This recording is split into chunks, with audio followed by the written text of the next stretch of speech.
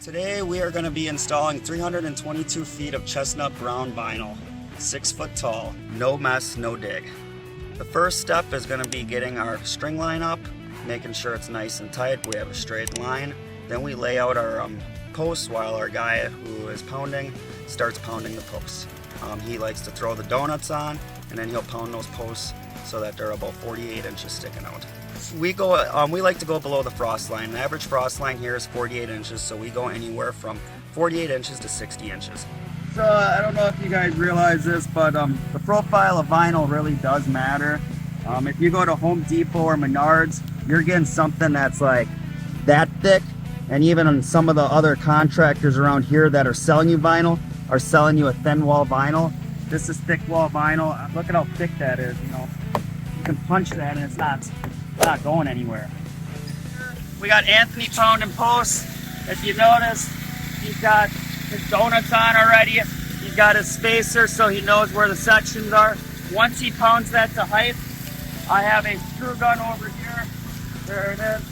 He puts this top bolt on. He makes that nice and tight so that it doesn't move. We keep that bottom one loose so we can rotate it a little bit. From there, we sleeve our posts on. After we sleeve our posts on, you know, it's nice and tight. We bring our bottom rail. I like to hold my bottom rail up to the post. I mark it halfway, or mark it about 1 inch in.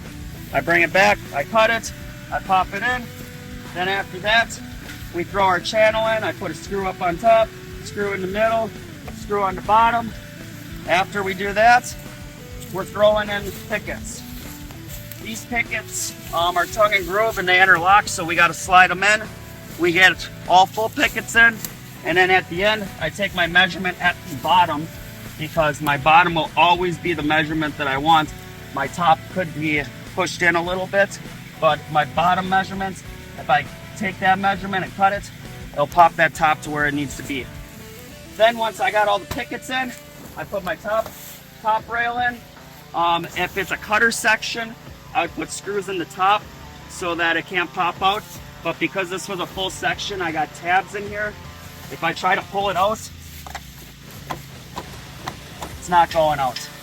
Then we'll pound it to height and we'll put our caps on. That's our chestnut vinyl. I walked you through how to install the chestnut vinyl today. This is the chestnut vinyl. This is the color of it. We do offer other colors. Our main colors are white and almond. If you want to get it installed by us, you can reach out to us at a2qualityfencing.com, or if you are a DIYer, you can reach out to our sister website, A2 Fence Supplies, and get your materials ordered there. Thank you for enjoying your day with me.